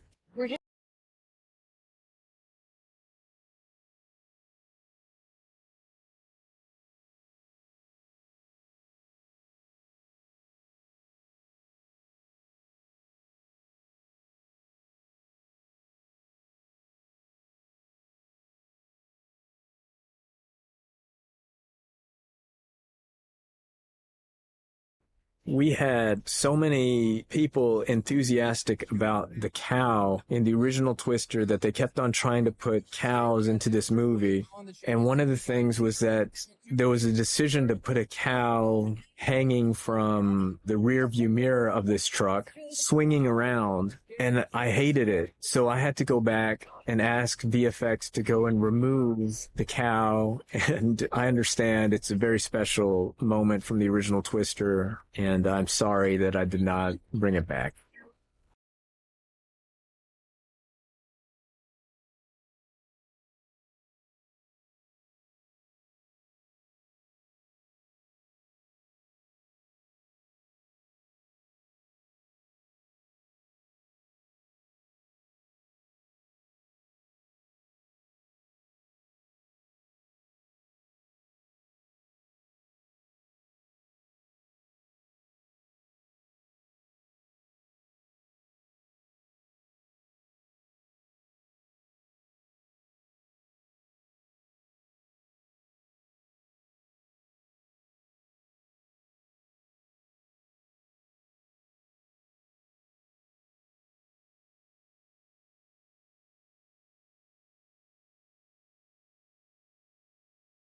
I talked about Terry a little bit earlier, our editor. That was one of the best working relationships for me on this project, was working with Terry, who is just such an incredible editor and human being. Mentioned my dad. I mentioned how tough this shoot was with our weather shutdowns and then the strike. I don't know if I would have survived if it weren't for the fact that I were working with Terry, who in many ways was kind of the gentle presence on this production, very reassuring person. And not only that, someone who I could just know would make this film better. She would comb through things in this film and just improve and make things work that I just felt maybe were not going to work. And she has an optimism to her work. And I think that's what a good editor often has. They see things, and often they see it because they believe that it can get better. What's tough in the editing process, as many people will know, is you end up watching something so much that it stops working for you as well. And it takes a really great editor to be able to have selective amnesia and to repeat it and to know what it's like to watch a movie for the first time. I think Terry's great because of her attention to human detail, not just the action that she's really good at editing, but scenes like this where I think I even asked her, I don't know if we need that moment where he goes back and gets this hard drive. And she reassured me, we absolutely need that. And we need that moment for him to stand up for himself a little bit to Scott, so that later you see him really fully stand up to him. Every single day of my life. So I think the first couple of movies, the first 3 films I made, I edited them myself. And it's just a luxury to work with editors who are able to be that secondary presence, to see a movie and to see the potential of it and to keep you from going crazy, I suppose. Yeah, there was a time when I'd do anything for you, Kate.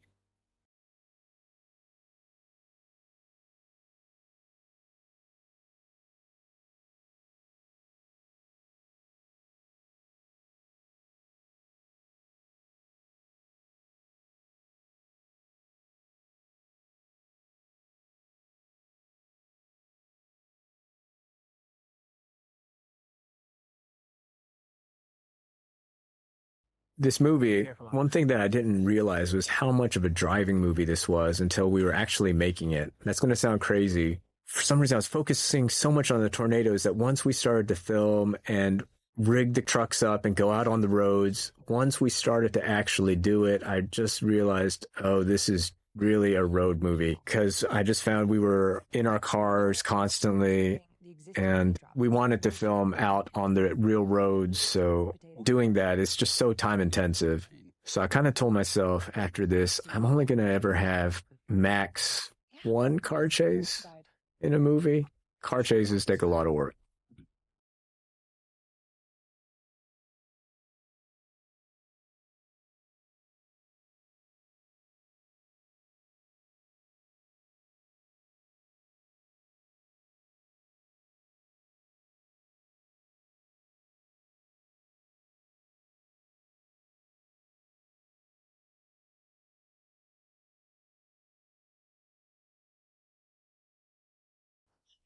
This was a fun moment to film Mara's last scene in the film and these guys saying bye to her.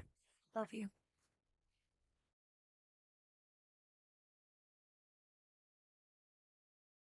I'm beginning to. These t-shirts. So this was drawn by Giacomo Giazza. Giacomo did the storyboards for the original Twister. He's kind of a legendary storyboard artist, and he did caricatures for that first film. And Patrick Sullivan had the idea that he could do Tornado t-shirts for us.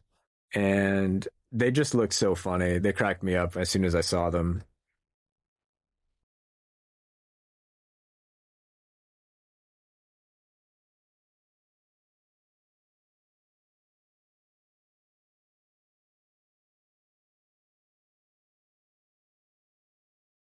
This is a real location, a real trailer shop. There's an actor here, Daryl Cox. He was in a previous film of mine, and I just wanted to work with him again. He's from Oklahoma, and it was great to work with him.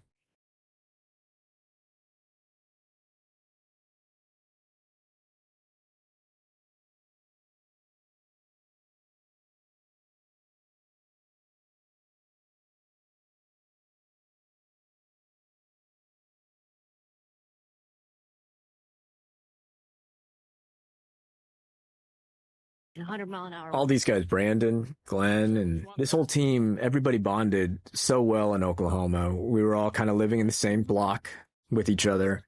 Everybody would hang out together. No one was in Oklahoma.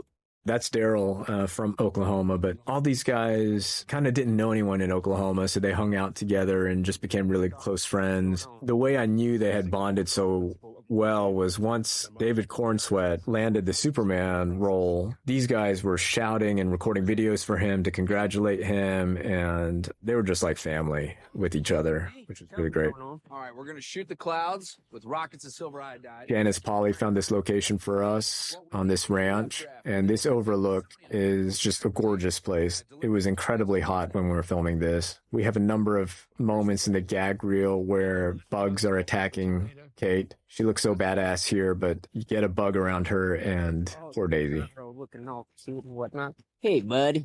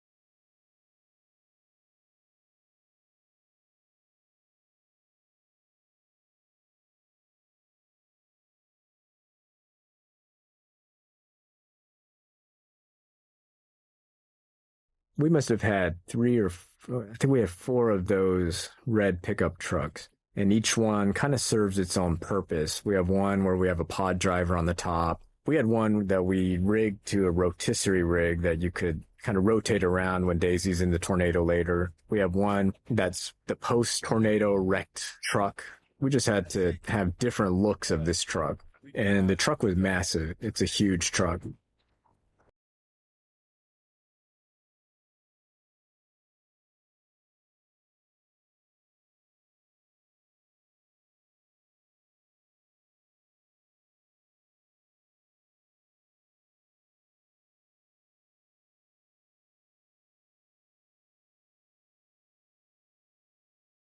And you see the tornado bullhorns on the grill, which I thought were a great touch. And if you saw earlier, Glenn's wearing a Tornado Wrangler belt buckle that Eunice got made as well, custom for him, that Glenn ended up taking home with him after the shoot as his own takeaway souvenir. And Props asked me if I wanted anything, and the thing that I took, I asked for Brandon's sunglasses. Brandon, who plays Boone. I thought they were great sunglasses. I can't see it right now. I lost it. It's tracking straight ahead. I'd say push it, get ahead of it, get ahead of it. All of this, a lot of the driving stuff, Casey O'Neill, our second unit director, went out and got for us. He started doing stunts for us, and then as we were working, he was so wonderfully attuned to the movie and knew what we needed to get, and I loved working with him and had him do much of our second unit work and truly made a lot of stuff logistically much easier for me.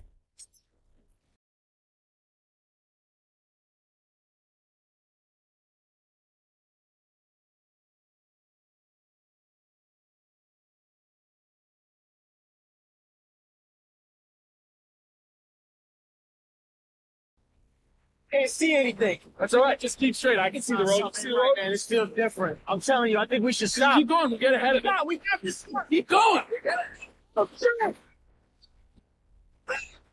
right there. It's right there. Get down.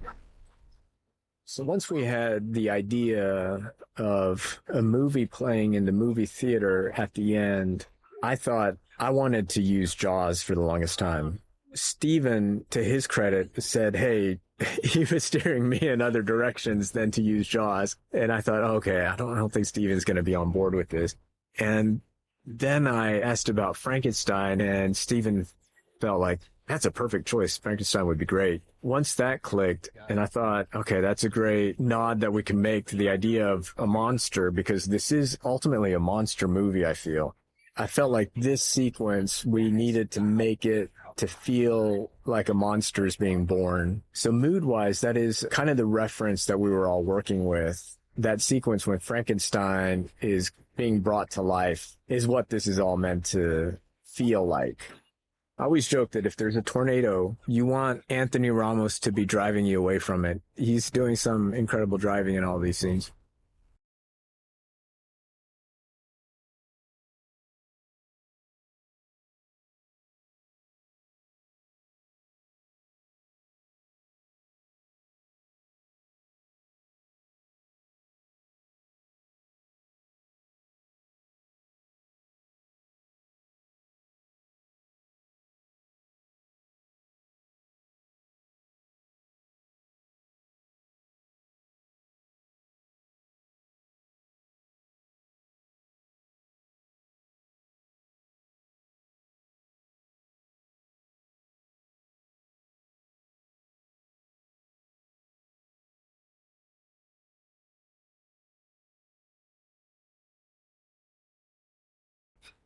This is probably our biggest VFX shot in the film, is this shot right here of this tornado being born.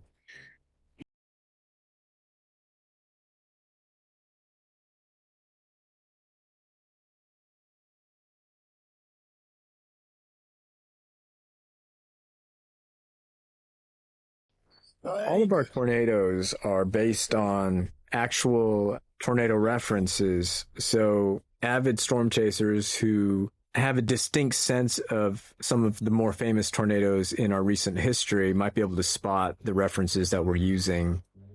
One of the great things about making this movie now in comparison to the original is that now we have so much more footage out there of real tornadoes on YouTube that storm chasers have collected, that we're really able to see visually what is going on, what they should look like, and even work out a bit of the physics of what's happening within the tornadoes. We also had our science advisors, Kevin Kelleher, Sean Wall, even show us on the level of very complex models what's happening within a tornado. And Florian and the team at ILM, Ben Snow, worked out kind of what these tornadoes should be doing. And so this is our final tornado here. Within our post-production team, we call it T6, our sixth tornado. Each tornado that we have is meant to have its own character and something that it uniquely does within the film. T1, to me, I always said that's our Jaws tornado. It's the tornado we don't see very well. It's a massive one. It's a EF5. Whose side are you on, man? T2 is our fireworks tornado, the one that Tyler drives into and lights off the fireworks. It's meant to be like an EF1 tornado. And then T3, that's our twins tornado that have the Fujiwara effect. And then one of them ends up dissipating.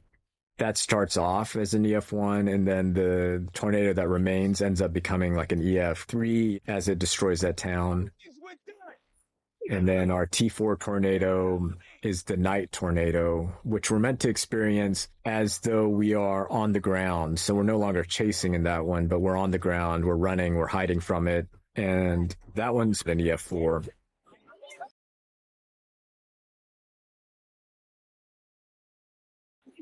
T5 is another EF1 tornado, the one that they drive into. We also call it the date tornado because it's supposed to be more romantic. And then this last one is the monster coming back. So this is essentially supposed to be akin to our first tornado and the one that hits the motel.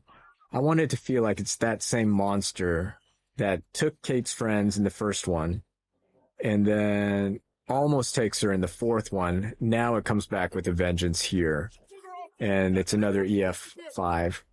The EF scale is really, like Glenn says in the scene, it's a measurement that's based on wind speed, but it's also really defined by what it damages, the destruction that it causes. Something that I learned recently was that a tornado that hits a wind farm and destroys it would actually be rated as an EF4 because that's the level of wind speed that you would need to damage a wind farm. So on an accurate level, T2 would be an EF4, but Tyler would not have been able to drive so easily into that. So these sorts of discussions are things that we were talking about every day in post-production and VFX to logistically work out what are the wind speeds, what's the level of damage. Hopefully the viewer doesn't have to think about that stuff. I think there will be tornado nerds who are wondering about that stuff. We were nerding out on our own end, hoping to make sure we're doing as much of that legwork as possible. We don't always get it right, but please know that our reverence for Mother Nature is there.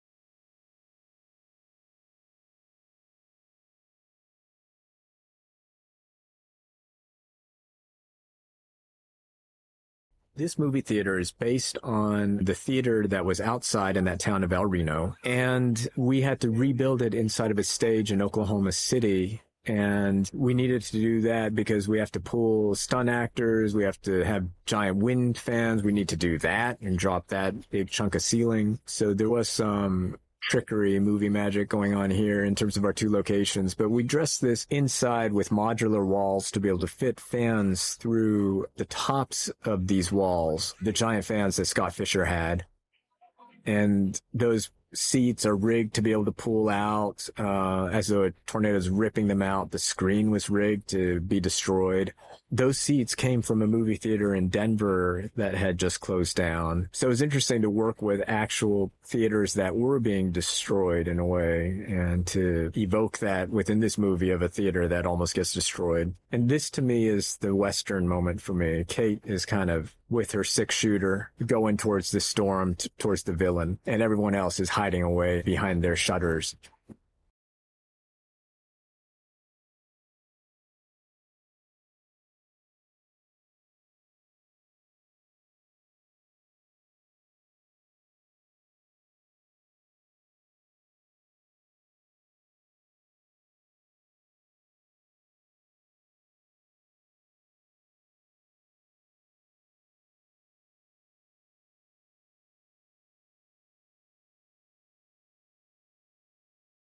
This is a fictional rendition of what El Reno looks like. There's no field that's outside that movie theater, but we made this creative license, of course. But El Reno was almost hit by an EF4 tornado in a very destructive tornado in, I believe it was 2013, that almost created a lot more destruction in that town. It was a tornado that was highly unpredictable, and some very famous storm researchers, Tim Samaras and a few others with him, were caught in that storm and actually died. There's a book about that, The Man Who Caught the Storm, that I'd suggest anyone read. I always had that in mind as we were scouting these towns, that disaster that had happened. When we came to this location of El Reno, I felt like the streets looked like a place where you could have a showdown with a villain. When you get onto that main street area where the trolley goes past in front of the theater, I just imagined it as an old Western sort of town. And so I chose that place. But part of me did have in mind what had happened with that destructive tornado in the past that had almost hit the town. And so that's why that came together. Plus, El Reno has the famous onion burgers that I would suggest anyone to go and eat. That's where I would go after a hard day of filming or a good day of filming. I would want to celebrate with El Reno onion burgers. It's a town that celebrates the onion burger by having the largest burger ever made cooked every year, I believe, at their Onion Burger Festival. And it has the town has a trolley in front of it, has a water tower. That water tower is a lot further away. But all of those elements were just things that I kind of put together. We all found a way to make it work, to just let it be dramatically interesting.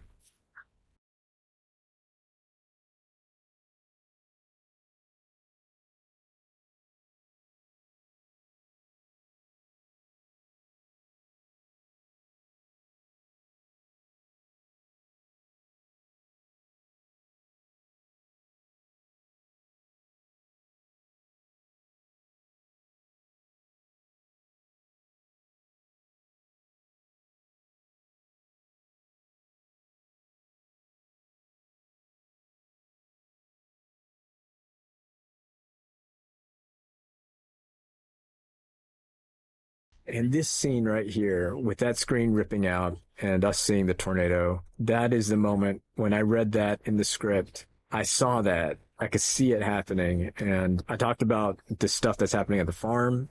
This was the other moment that for me made me really want to do this film. I just kind of feel like it's a moment that speaks to so many different things. It can symbolize a lot of things. It's also something that causes all of our eyes to look to something that is much bigger than ourselves, much bigger than our own screens, to let a screen rip away and we take a look at Mother Nature. I know the irony that we would still be watching that on a movie screen, but I love that idea of what this film is about. To me, it's about submitting to and engaging with something that is much bigger than oneself. And for that to be an element or a big part of what it means to deal with one's fear. So when I saw that in the script, I just really wanted to honor that and to feel like there's some value in portraying this sequence right here. And to see Kate releasing her hands in the very midst of it, to see her taking her hands away and putting them calmly on her lap just as the world is giving away. All of that was deeply personal in what I was feeling. I wanted to have deep inside, not, of course, wanting that kind of chaos for myself, but just wanting to have that spiritual ability to take my hands off the wheel in a way. We had Daisy in a rotisserie rig where we would roll her around, and I think I had us do that 7 times with her. Great thing is she was game for it. She was having a great time doing that.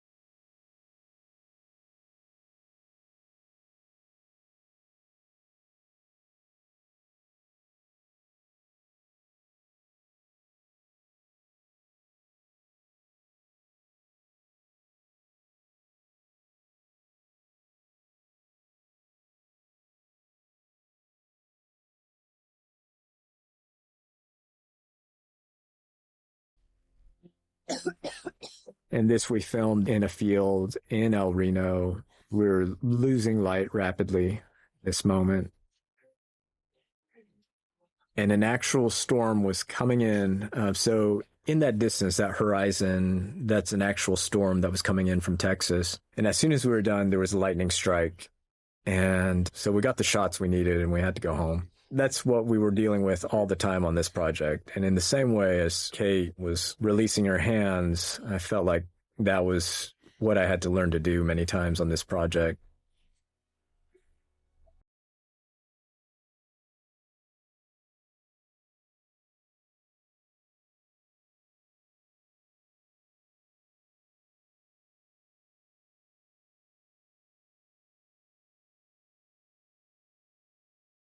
I love all these actors. All these guys are like family.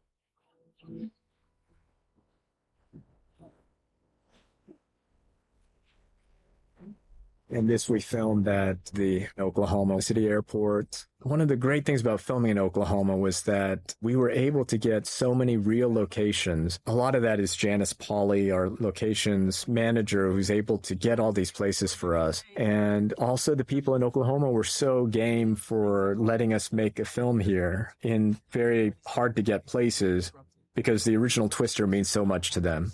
So hopefully we honor the state.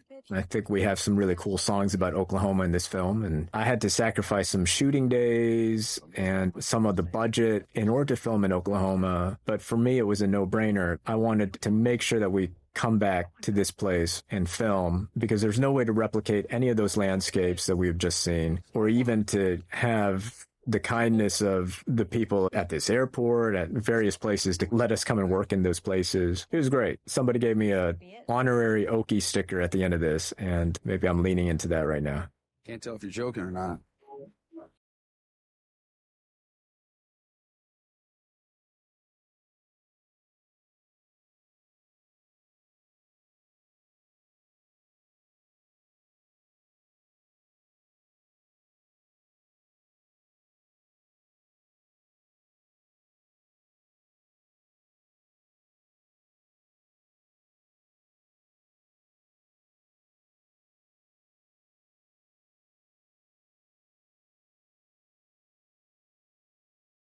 Paul Scheer came on board on this film because he was sitting next to us on an airplane to Oklahoma City. By coincidence, he was going there to shoot a PSA, public service announcement. We didn't have this part cast. The person we had fallen through. And this guy is sitting next to us, and he's available. And this is how magic happens. And all respect to the other actor who couldn't do it. He genuinely wished he could.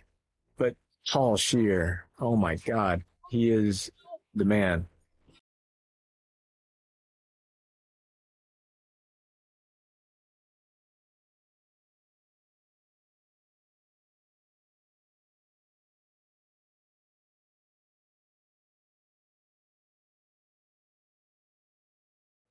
This was inside the airport. Please expect delays. And this voice you hear is Ashley J. Sandberg, our executive producer, my partner in crime, making this movie. It was great to highlight her voice. She's kind of the person who sought me out to be part of this film. It was her idea that I would be the director on this film. So I'm so honored to her. To Joe as well, whose name you see there, for all his support that I kind of took over, because originally he was going to be making this, that they would entrust me. All these guys, Frank and Pat and Steven and Tom Hayslip there. God, I could say all these names and go on and on, so maybe I shouldn't.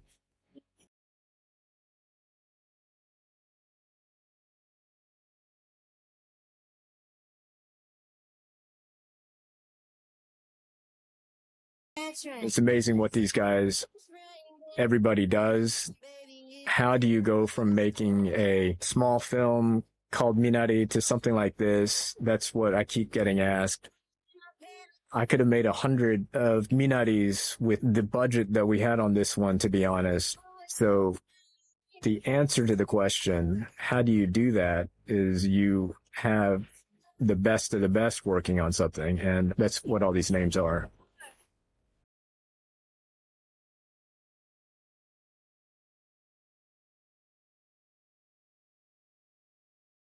This is stuff that Brandon Perea was actually filming, which is really fun. That was Harry's idea, that he should be getting a tornado tattoo.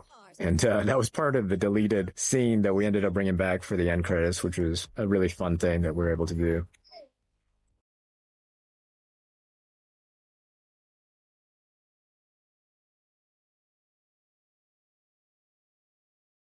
And this last song, Miranda Lambert, I kind of told her what this song should be about and who Kate is as a badass lady. And Miranda said, well, badass lady is kind of my thing. And then she wrote this song. And it's a real celebration, and it's meant to be fun. And hopefully that's what this film is. It's just meant to be a fun experience and meant to be like chasing a tornado, which this project really felt like for me. I think I'll sign off with that. Thank you so much for listening, and Please don't go out and chase tornadoes. I think I'm obligated to say that. That's what our scientists have advised me to tell everybody. Stay safe, stay inside, let the scientists do it. Watch this movie a few more times if you want to chase a tornado. Don't go out there. And please listen to the soundtrack because a lot of good music here. Thank you very much.